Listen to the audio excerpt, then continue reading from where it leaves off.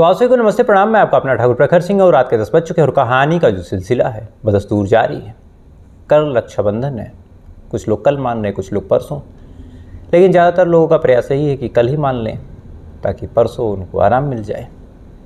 तो मेरी भी जो बहन जी हैं वो भी इस समय आई हुई हैं, इस वजह से अभी तो लेट हो गया, तो मुझे लगा कहानी यहीं से चालू कर दी जाए। तो आज ऑफिस से ही कहानी है, क्योंकि अब उनको लेने जाना था, उसके बाद फिर यहाँ आना था, तो उसके बाद फिर स्टूडियो पहुँचना थोड़ा सा मुश्किल। कायदे से यही सारे बहाने पिछले एक हफ्ते से मैं आपको दे रहा हूँ, और कभी आपको लाइटिंग कम दिख रही होगी, कभी कुछ और, क्योंकि जो चीज़ें जो सुविधाएं मैंने वहाँ पे की हैं अपने मेन स्टूडियो में कि लाइटिंग की कमी ना हो और ये सारी चीज़ें, तो ये चीज़ें हर जगह नहीं हो सकती। इसी वजह से अब 2-4 दिनों तक शायद ऐसी चीज़ें चलती रहें। अब आते हैं आज की कहानी की बात करते हैं। और आज की कहानी की बात करूँ तो आज की कहानी एक ऐसी कहानी है जिस कहानी में आपको आखिरी तक समझ नहीं आएगा कि गलती किसकी है। कई बार ऐसा होता है कि हम पुलिस वालों की गलती मान लेते हैं कि पुलिस वालों ने ठीक से जांच नहीं की, लेकिन अब हर केस में, चाहे वो छोटा केस हो चाहे बड़ा केस हो, हर केस में इतनी जघन्य रूप से जांच संभव भी तो नहीं है। नॉर्मली कोई केस होगा, अगर किसी का मर्डर हुआ, किसी की डेड बॉडी मिली, पुलिस वाले आसपास के इलाकों में उसकी तस्वीरें भेजते हैं। भेजने के बाद अगर कोई आता है, बॉडी क्लेम करता है, तो लगभग पहचान वगैरह करा के बॉडी उसको दे दी जाती है। अब हर केस में डीएनए तो कराया नहीं जा सकता, और इसी वजह से कभी कभार कम से कम 1 लाख में से एक आध केस ऐसे होते हैं जो फिर मामले को उलझा देते हैं। और आज की कहानी उन्हें 1 आध लाख केसों में से एक कहानी जो निकल के सामने आती, ये वही कहानी है। तो सीधा सीधा इस कहानी का रुख करते हैं। और इस कहानी की जो शुरुआत होती है वो होती है बिहार के कोचस थाने से। बिहार का एक थाना है जिसका नाम है कोचस, और इसी कोचस थाने में एक परिवार रहा करता था। परिवार के जो मुखिया थे उनका नाम था राधेश्याम। इनका भरा पूरा परिवार, एक 15-16 साल की बेटी, बाकी सारी चीज़ें ठीक। बेटी स्कूल जाती, स्कूल से घर पे आती, बाकी जो बच्चे थे वो भी पढ़ने लिखने में ठीक ठाक थे, परिवार में भी सुख शांति थी। लेकिन इसी बीच इनकी जो बेटी थी, अब उस टाइम के हिसाब से नाम बताना तो संभव नहीं था, लेकिन आज बताया जा सकता है, संध्या। संध्या जब स्कूल जाती है और उम्र के उस पड़ाव पे जब उसने कदम रखा, तो इसी दौरान उसको गांव का एक लड़का जिसका नाम था रवि रंजन, जो इसी के साथ पढ़ता था, इसी रवि रंजन के साथ इसकी नज़दीकियाँ बढ़ने लगती हैं। दोनों एक दूसरे को आए दिन अब छुप छुप के देखने लगे। रवि रंजन भी अब संध्या को पसंद करने लगा, इधर संध्या भी रवि रंजन को पसंद करने लगी। आलम ये हुआ कि कुछ दिनों बाद दोनों ने अपने अपने दोस्तों से कहा, दोस्तों ने फिर एक दूसरे से कहा, उसके बाद फिर इन दोनों ने एक दूसरे से सामने से बात की। सामने से बात हुई, उसके बाद नंबर वगैरह एक्सचेंज हुआ। जब नंबर एक्सचेंज हुआ तो फिर जो संध्या थी, इसके पास मोबाइल नहीं था, तो फिर उसने बताया कि मैं फ़ोन कर नहीं सकती। तो फिर रवि रंजन ने जैसे तैसे करके पैसे वगैरह इकट्ठा किए और संध्या को एक मोबाइल फ़ोन गिफ्ट कर दिया। अब संध्या जब मोबाइल पा जाती है तो बातचीत करने में कोई दिक्कत, कोई आपत्ति अब उसे थी नहीं। लिहाजा अब संध्या रवि रंजन से उसी के दिए मोबाइल से बातचीत करती। कभी कभार घर के अंदर से बात करती, कभी छत पे जाके बात करती। अब कुछ दिनों तक भी ये चीज़ें चलती रही। उसके बाद फिर इन दोनों ने मिलने जुलने का सिलसिला शुरू कर दिया। अब लगातार ये जो संध्या थी, कभी फ़ोन पे बात करती, कभी मिलने जुलने चली जाती। तो कहीं ना कहीं इस बारे में जो भनक थी संध्या के माँ बाप को भी लगने लगती है कि उनकी जो बेटी संध्या है वो किसी से बात कर रही, किसी से मिलने जा रही। लिहाजा अब संध्या के माँ बाप ने अब पता करना शुरू किया कि ये लड़का कौन है। अब संध्या के माँ बाप पता कर रहे हैं। पता करने के दौरान उन्हें खबर लगी कि इसी गांव के बसंत राम का जो लड़का है रवि रंजन, उसी के साथ उनकी बेटी संध्या का अफेयर है। अब ये बात पता चली, संध्या को उन्होंने डांटा फटकारा। इधर रवि रंजन को भी समझाया कि मेरी बेटी से दूर रहो। इसके बाद अब दोनों ही, यानी अब लड़की भी धमकाई जा चुकी थी, लड़का भी धमकाया जा चुका था। नतीजा ये हुआ कि अब इन दोनों ने एक दूसरे से छुप छुप के मिलना, छुप छुप के बातें करना शुरू किया। कुछ दिनों बाद फिर पकड़े गए, फिर डांट फटकार मिली। यही सिलसिला पिछले कई महीनों से लगातार चलता रहा। लगातार संध्या जो है बॉयफ्रेंड से मिलने जाती, बात करती, डांट खाती। लगातार घर वाले उसके ऊपर दबाव बनाते रहते। जब कई बार ये चीज़ें होने लगी, कई बार वो बात करती, कई बार वो परिवार वालों से डांट खाती, तो फिर संध्या को लगा कि अब घर पे रहूँगी तो शायद बातचीत करना, मिलना जुलना संभव नहीं है। रवि रंजन से वो प्यार भी बहुत करती थी, उसके बिना वो रह भी नहीं सकती थी। इधर रवि रंजन भी पूरा पागल प्यार में। तो फिर करें क्या? तो फिर इन दोनों ने कुछ प्लान किया कि वे काम करते हैं, कहीं भाग जाते हैं, क्योंकि घर पे रहेंगे तो ये लोग बातचीत करने नहीं देंगे और बिना बात किए एक दूसरे के बिना हम रह नहीं सकते। लिहाजा इन दोनों ने फिर भागने का फैसला किया और 21 अक्टूबर साल 2021 को ये दोनों लोग अपने अपने घरों से भाग जाते हैं। अब अपने अपने घरों से दोनों लोग भागते हैं। भागने के बाद कहीं निकल गए। सुबह हुई। सुबह होने के बाद अब घर वाले देखते हैं कि खासकर संध्या के घर वाले कि उनकी लड़की गायब। सबसे पहले माँ देखती है, फौरन उसने पिता को बताया। अब दोनों लोग परेशान। अब उन्हें लगा कि आसपास कहीं गई होगी, किसी दोस्त के यहाँ, किसी सहेली के यहाँ, या फिर हो सकता है कि रवि रंजन से मिलने चली गई हो। लिहाजा अब ये सारे लोग अब खोजने निकलते हैं। सबसे पहले गांव भर में जहाँ जहाँ उसका याराना था, जहाँ जहाँ उसकी सहेलियाँ रहती थी, उन लोगों से पूछा। फिर उसके बाद ये पता करना शुरू किया कि कहीं किसी रिश्तेदार के यहाँ तो नहीं चली गई है। रिश्तेदारों से भी पूछ लिया। लगातार पूरे 22 तारीख तक जो उनके पिता थे और जो उनकी माँ थी, गुपचुप तरीके से, क्योंकि इज्जत की बात थी, किसी को भनक भी नहीं लगने देनी थी, इधर उधर खोजते रहे। पूरा दिन गुजर गया, संध्या का कुछ पता नहीं। इधर जो रवि रंजन के माँ बाप थे वो भी परेशान कि रवि रंजन गायब। वो भी अब खोजबीन कर रहे हैं। कहीं ना कहीं जब दोनों परिवारों ने एक साथ उसी गांव में खोजना शुरू किया तो फिर परिवार वाले जब खोजने लगे तो फिर गाँव वालों को भनक लग गई कि राधे श्याम की जो लड़की संध्या है और बसंत राम का जो बेटा रवि रंजन है, दोनों ही गायब हैं। देखते देखते कानों ही कानों में एक दूसरे की खबर हो गई कि दोनों एक दूसरे के साथ भाग चुके हैं। इधर संध्या के माँ बाप गुपचुप तरीके से खोज रहे हैं। वक्त धीरे धीरे गुजर गया। लगभग हफ्ते भर बीत गए। अभी तक न संध्या का कुछ खबर लगा, ना रवि रंजन का। और एक हफ्ते का जब वक्त मिला, इन दोनों को एक हफ्ते की मोहलत मिली, तो दोनों बहुत दूर निकल गए। अब एक हफ्ते बाद संध्या के माँ बाप को किसी ने कहा कि चूँकि तुम्हारी बेटी को जो रवि रंजन है वो लेके भागा है, तो एक काम करो, तुम चाहो तो FIR कर सकती हो। अगर FIR करोगी और बता दोगे कि जो रवि रंजन है वो लेके भागा है, तो हो सकता है पुलिस वाले खोज दें। माँ बाप को ये आइडिया समझ में आ गया। अब जब समझ में आया तो फिर राधे श्याम ने अपनी बेटी की गुमशुदगी की कंप्लेन न दर्ज करवा के रवि रंजन के ऊपर एक कंप्लेन, एक FIR दर्ज करवा दी कि रवि रंजन जो है वो मेरी बेटी को लेके भाग गया है। अब राधे श्याम की जो लड़की संध्या थी, उस टाइम उसकी उम्र 15 साल और रवि रंजन की उम्र 16 साल। तो मैंने आपको उस दिन बताया था कि 16 साल में क्या क्या चीज़ें हो जाती हैं। तो फिर रवि रंजन के ऊपर कंप्लेन दर्ज हुई। कंप्लेन दर्ज होने के बाद, ये कंप्लेन हुई थी 28 अक्टूबर, यानी 6 दिन बाद कंप्लेन दर्ज हुई। इसके बाद फिर रवि रंजन को खोजबीन का जो सिलसिला है पुलिस वालों ने शुरू किया। सबसे पहले उसके नंबर को सर्विलांस पे लगाया। साथ ही अब उसके बारे में परिवार वालों से पूछताछ की, साथ ही रिश्तेदारों से, उसके दोस्तों से, जहाँ वो पढ़ता था, जहाँ वो जाता था, आसपास के बस स्टैंड पे, आसपास के रेलवे स्टेशन पे, हर उस जगह पे अब पुलिस वाले खोज रहे हैं। जो पूरा कोचस थाना है वो बुरी तरीके से इस मामले की पड़ताल में लग गया। जगह जगह पता कर रहे हैं, जगह जगह छानबीन कर रहे हैं। और पुलिस वालों की भी छानबीन में लगभग 2 दिन बीत गए। यानी 28 तारीख को ये कंप्लेन हुई थी, 29 तारीख और 30 तारीख बीत गया। 30 तारीख बीत गया, 31 अक्टूबर साल 2021 की सुबह आई। और जैसे सुबह आई और पुलिस वाले अभी जांच पड़ताल कर ही रहे थे, तभी पुलिस वालों के पास एक और फ़ोन आता है। फ़ोन करने वाला एक दूसरे गांव का शख्स था और उसने बताया कि साहब, मेरे गांव के कुएं में एक लड़के की लाश पड़ी हुई है।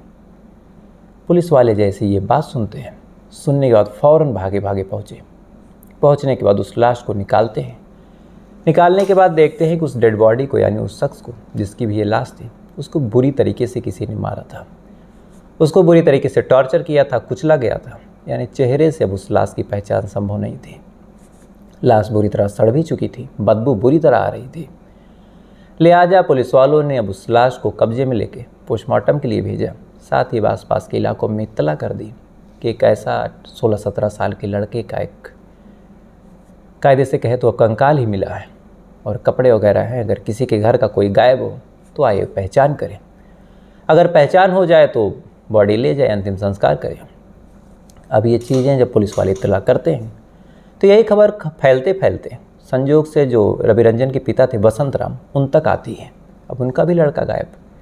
वो बेचारे भागे भागे थाने पहुँचे। पहुँचने के बाद कपड़े वगैरह जो कुछ थे उसे देखा और देखने के बाद वो फूट फूट के रोने लगे और कह दिए कि मेरा बेटा रवि रंजन ही है। अब जैसे ही इतना कहना हुआ, उसके बाद फिर बॉडी पुलिस वाले रवि रंजन की जो लाश मिली थी उसको रवि रंजन के पिता के हवाले करते हैं। पिता लाश को लेके घर पे आता है। आने के बाद अब पूरा गांव इकट्ठा होता है, बॉडी का अंतिम संस्कार किया जाता है। बाकायदा जो श्राद्ध शुद्ध और तेरहवीं होती है सारी चीज़ें करता है। लेकिन फिर यहीं से कवायद शुरू होती है कि रवि रंजन को किसने मारा। तो चूँकि रवि रंजन जो था वो राधेश्याम की लड़की संध्या को लेकर भागा हुआ था, इसीलिए अब सबको लगने लगा कि राधेश्याम और उसके परिवार वालों ने ही रवि रंजन का कत्ल किया। फ़ौरन राधेश्याम और उसके परिवार वालों के खिलाफ FIR दर्ज हो गई। अब FIR दर्ज हो गई तो फिर ये सारे लोग घर से भाग गए। अब जैसे ही राधेश्याम भागता है पूरे परिवार के साथ, तो सबको यकीन हो गया कि जो रवि रंजन का कत्ल है वो किसी और ने ही नहीं, राधेश्याम और उसके परिवार वालों ने ही किया था। लिहाजा पुलिस वाले अब सारे मामले को छोड़ के राधेश्याम और उसके परिवार वालों के पीछे पड़ते हैं, खोजबीन शुरू करते हैं। पुलिस वाले भी ये मान चुके थे कि जो रवि रंजन का कत्ल है वो राधेश्याम और इन्हीं लोगों ने किया। फिर क्या था, रवि रंजन के जो पिता बसंत राम थे लगातार थाने के चक्कर लगाने लगे, लगातार कहने लगे कि मुझे इंसाफ दिलवाइए, मेरे बेटे का कत्ल हुआ है। पुलिस वाले भी अब कहते हैं कि ठीक है, खोजबीन जारी रखते हैं, लेकिन कहीं से भी कुछ पता नहीं चलता। वक्त धीरे धीरे गुजरता रहता है, जांच पड़ताल धीरे धीरे आगे बढ़ती रहती है।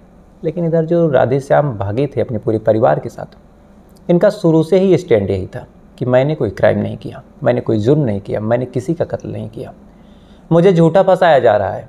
रवि रंजन को किसने मारा मुझे कुछ पता नहीं है।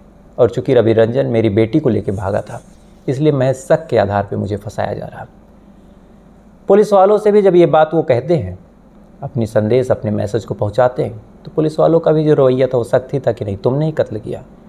तो फिर अंत में ये तमाम चीज़ें जब चलती रही और पुलिस वालों से कोई ठीक ठाक मदद नहीं मिली, तो फिर राधेश्याम को लगा कि काम करते हैं, अपने मामले की जो जांच है खुद करते हैं, खुद करेंगे, खुद ही अब जांच पड़ताल करेंगे और खुद ही जांच पड़ताल में पता करेंगे कि असली कातिल कौन है। यानी कायदे से जो काम पुलिस वालों को करना था, उस काम को अब ये शख्स खुद ही करने का फैसला करता है। सबसे पहले अब पता करता है कि उसकी बेटी कहाँ कहाँ गई थी उस दिन। इसके बाद ये पता करता है कि उसकी दोस्ती कहाँ से थी। उसके बाद ये पता करते हैं कि कौन सा फ़ोन यूज कर रही थी, क्योंकि एक फ़ोन ऐसा था जो रवि रंजन ने दिया तो था, लेकिन उसका नंबर ना परिवार वालों के पास था न किसी और के पास। लिहाजा जो राधेश्याम था वो गुपचुप तरीके से अपनी बेटी के उस नंबर को निकालने की कोशिश करता है, उसके फ्रेंडों से बात करता है, उसके फ्रेंडों से कांटेक्ट करने की कोशिश करता है अलग अलग नाम से कि मैं ये बोल रहा हूँ और मुझे संध्या का नंबर चाहिए जो तुम्हारे पास कभी रहा हो। लगातार आसपास के लोगों से वो अपने तरीके से गुपचुप नाम पहचान बदल बदल के फ़ोन कर करके कुछ न कुछ जानकारी निकालता रहा। संध्या के साथ जो जो लड़कियां पढ़ती थी उनसे पता करता रहा और लगभग इस घटना के पूरे 1.5 साल बीत गए और अंत में कहीं से संध्या का नंबर उसे मिल जाता है, जो नंबर वो चलाता था। उसके बाद फिर उसने कुछ पैसे वगैरह खर्च किए। पैसे वगैरह खर्च करने के बाद फिर संध्या के मोबाइल में जो कॉल डिटेल थी उसको निकलवाता है। संध्या के मोबाइल की कॉल डिटेल जब निकलवाता है तो उसमें एक नंबर मिलता है, जो नंबर मौजूदा हालत में एक्टिव था। अब जैसे ये नंबर मौजूदा हालत में एक्टिव था, उसके बाद फिर फ़ौरन थोड़े बहुत और पैसे वगैरह खर्च करता है, मेहनत करता है और पता करता है कि इस नंबर की लोकेशन क्या है और ये नंबर किसके नाम रजिस्टर्ड है। अब ये तमाम चीज़ें लगभग 1.5 साल बाद हो रही हैं।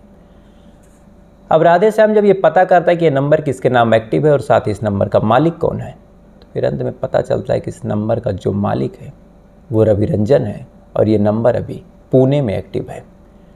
अब जैसे ही ये बात रवि रंजन को पता चली कि नंबर का जो मालिक है वो रवि रंजन है, राधेश्याम को जब ये बात पता चली और ये नंबर पुणे में एक्टिव है, तो फ़ौरन राधेश्याम यानी संध्या के जो पिता थे वो अब थाने पहुंचते हैं, कोचस थाने, और ये सारी चीज़ें जो जानकारियाँ उन्होंने 1.5 साल में इकट्ठा की थी, ये सारी जानकारी को पुलिस वालों के सामने रखते हैं और बताते हैं कि राधेश्याम की जो लड़की है संध्या, उसका नंबर ये रहा, साथ ही जो भागा था लेकिन रवि रंजन, उसका नंबर ये रहा और ये नंबर तो अभी एक्टिव है। तो कम से कम ये तो पता चल जाएगा कि संध्या कहाँ है और पूरा मामला क्या है। अब पुलिस वाले 1.5 सालों बाद जब ये बात जानते हैं कि नंबर तो अभी एक्टिव है और संध्या का भी आसपास कुछ पता चल सकता है पुणे के पास, तो फ़ौरन पुलिस वालों ने अपने नंबर को सर्विलांस पे लगाया और उसकी लोकेशन खंगालनी कायदे से जीरो इन करके शुरू कर दी। 1.5 सालों बाद ये मामला फिर से खुला, जांच पड़ताल की गई और पता चला कि हाँ, ये जो नंबर है इस टाइम अभी तो एक्टिव है ये पुणे में, लेकिन पुणे से ये मूव कर रहा है और उत्तर प्रदेश की तरफ आ रहा है। फिर क्या था, अब उत्तर प्रदेश की सारी चीज़ें जीरो इन करनी जाए लगी कि कहाँ एक्टिव है, क्या एक्टिव है। तो जब ये चीज़ें चेक की गई तो पता चला कि ये उत्तर प्रदेश में इस टाइम बनारस पहुँच चुका है। बनारस पहुँचने के बाद फिर पता चला कि बनारस के रेलवे स्टेशन पे है। लिहाजा फ़ौरन जो पुलिस थी बिहार की, उसने उत्तर प्रदेश की जो रेलवे की पुलिस थी उससे बात की। बात करने के बाद फिर वहाँ से इन दोनों को गिरफ्तार किया गया, एक लड़की को और एक लड़के को। दोनों को गिरफ्तार करने के बाद फिर दोनों को वहाँ से लेके बनारस से बिहार आया गया, कोचस। और आने के बाद जब जैसे ही ये दोनों लोग गांव में आते हैं तो देखने के बाद सारे लोग हक्के बक्के रह जाते हैं। लड़की तो संध्या थी, लेकिन जो लड़का था वो राधे श्याम ही था। यानी एक शख्स जिसका 1.5 साल पहले अंतिम संस्कार पूरे गांव की मौजूदगी में किया गया, जिसकी श्राद्ध, जिसकी शुद्धिकरण और जिसकी 13वीं के प्रसाद को पूरे गांव ने खाया था, वो शख्स 1.5 साल बाद इन सारे लोगों के सामने जिंदा खड़ा था। ताजुब की बात यह थी कि पिता ने भी अंतिम संस्कार किया था, पिता ने खुद पहचान की थी और उनका बेटा जिंदा खड़ा था। और इस बात को देख के पिता को बिल्कुल भी ताजुब नहीं था। पुलिस वाले बदसमंजस में मामला पूरा का पूरा बदल चुका था। लिहाजा पुलिस वालों ने लड़के लड़की और उसके पिता से सख्ती से जब पूछताछ की तो पूरी कहानी निकल के सामने आई। दरअसल ये दोनों जब भागे थे और कंप्लेन जब रवि रंजन के ऊपर हो गई थी तो रवि रंजन ने अपने पिता से कांटेक्ट किया था। कांटेक्ट करने के बाद बताता है कि मैं ठीक हूँ, मैं यहाँ हूँ, मैं वहाँ हूँ। लेकिन अब बसंत राम जो रवि रंजन का पिता था उसे लग गया था कि ये चाहे जहाँ हो लेकिन ये फंस जाएगा और फंसने के बाद ये पुलिस के हत्थे चढ़ जाएगा तो ये जेल चला जाएगा। लड़की अगर बयान देगी या नहीं देगी उसका कोई महत्व तो नहीं है। ये सारी चीज़ें सोच ही रहा था बसंत राम, परेशान था कि अपने बेटे को कैसे बचाए। लेकिन इसी बीच 2-3 दिनों बाद एक लाश मिलती है और जैसे ये लाश मिलती है उसके बाद जो रवि रंजन का पिता है बस उत्सुकता बस कि चले देखते हैं कि ये किसकी लाश है। पता चलता है कि किसी और की है। लेकिन यहीं से बसंत राम के दिमाग में एक आइडिया आता है।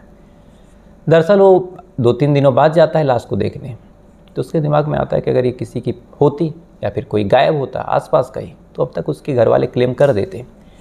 यानी ये लाश लावारिस है और इसको क्लेम करने वाला कोई नहीं है। डील डॉल मेरे बेटे जैसा ही है, तो अगर मैं इसको क्लेम कर लूँ और इसको ले जाके अंतिम संस्कार करवा दूँ तो फिर सबको लगेगा कि मेरा बेटा मर चुका है और यहीं से मेरे बेटे को कोई खोजेगा नहीं और मेरा जो बेटा है वो बच जाएगा। लिहाजा अब उस लाश को जो पुलिस वाले थे जब ये जाता है क्लेम करने, तो चूँकि अब बाप था क्लेम कर रहा था, आसपास के लोग भी देखते हैं तो उन्हें भी लगता है कि हाँ वही है, चूँकि डील डॉल सारी चीज़ें सेम थी, इसलिए पुलिस वाले भी डीएनए वगैरह की जहमत उठाते नहीं, फ़ौरन लाश को सुपुर्द कर देते हैं। उसके बाद ये अंतिम संस्कार कर देता है। अंतिम संस्कार के बाद तो कुछ बचा ही नहीं। उसके बाद शुद्धिकरण 13वीं सारी चीज़ें हुई।